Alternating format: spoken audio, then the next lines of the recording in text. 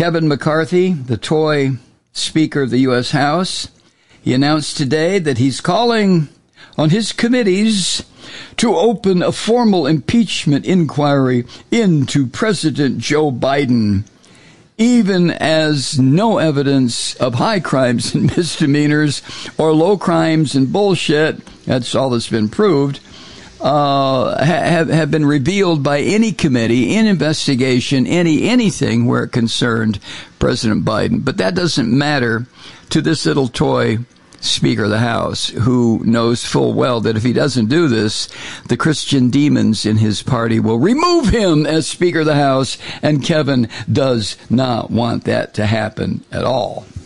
So when he announced this today, ta-da, his announcement came following this pressure from the Christian demons in his party to move ahead with this impeachment inquiry, including some of these Christian demons who have threatened to throw McCarthy to the curb if he doesn't cooperate, if he doesn't do what they tell him to do. This is the deal he made with scum and filth like Marjorie Taylor Greene and Lauren Boebert and the rest of these son of a bitches. McCarthy said in remarks outside his office on Capitol Hill this morning, he said, quote, "These are allegations of abuse of power, obstruction, and corruption. They warrant further investigation by the House of Representatives. That's why today I am directing our House committee to open a formal impeachment inquiry into President Joe Biden." Oh, for fuck's sake. I mean, we know how this is going to end. We absolutely know how this is going to end. Now, these investigations, how many have there been, especially by Jim Jacketoff Jordan, the insane geek from Ohio who chairs the Judiciary Committee? They've yet to provide any direct evidence or indirect evidence that Joe Biden financially benefited from Hunter Biden's foreign business dealings, which is what they're trying to prove. One of the things they're trying to prove, that Hunter Biden was, in addition to being a coke freak and all this other stuff, that Hunter Biden was this master international criminal and money launderer and knew all kinds of ways to fuck over foreign governments and take money, and that Dad knew about it. Jesus Christ. To lead the inquiry, McCarthy says he has decided on the House chairman, two of them, Representative James Comer of Kentucky, him again, oh my God, Mr. Crazy, and Jason Smith of Missouri, and Jacketoff Jim of Ohio to lead the inquiry. You talk about the 3 tons of fun. These guys are going to lead an inquiry into all the rumors and bullshit where it concerns the President of the United States. This is going to be a real joke.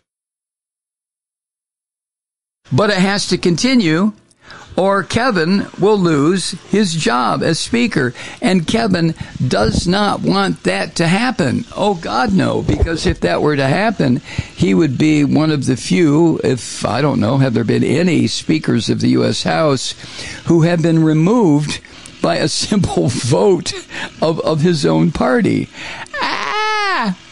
Now, McCarthy and some of these other scummy Christian fascists are expected to make a pitch at a conference on Thursday coming up this week. It's a meeting on Republican-led congressional investigations. This is what CNN has discovered. So there's going to be this meeting of all these sick fucks who are going to come up with their plans come Thursday.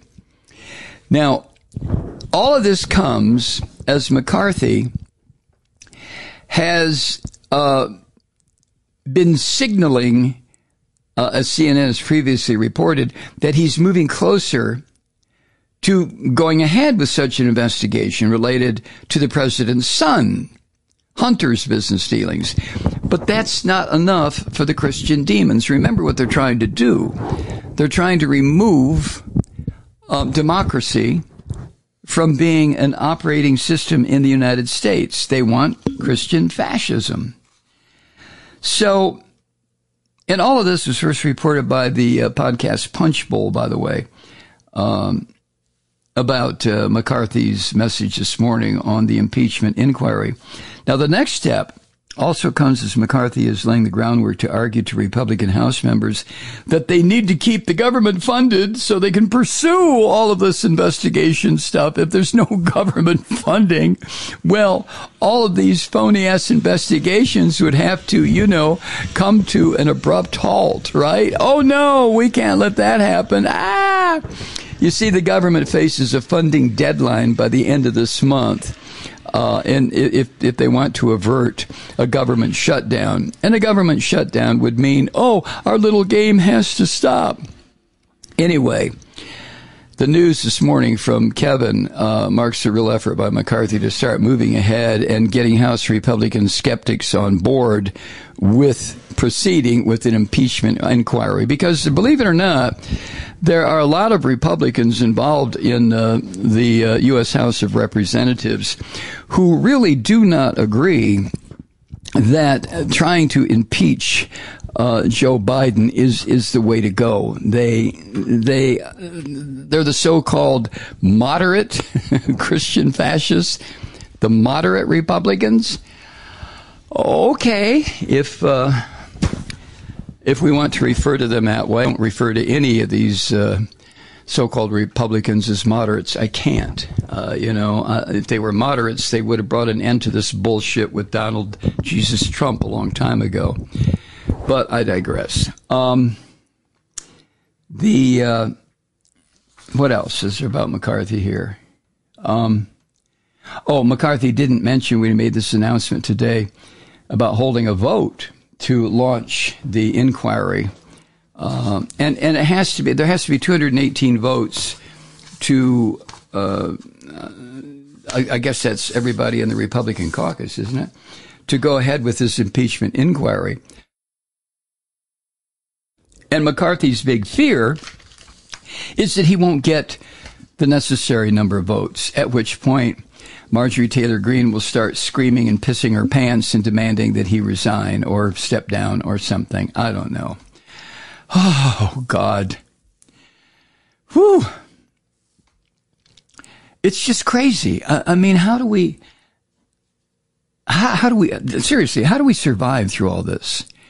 How do we get through the fact that Donald Trump, former president of the United States, who never should have been, I mean, let's be honest about that, but he has so mesmerized, hypnotized millions of people in this country that he's a poor victim, which indicates to me that there are millions, tens of millions of people in this country who also feel terribly victimized. Oh, I couldn't buy a Lexus. Oh, I couldn't get a Tesla.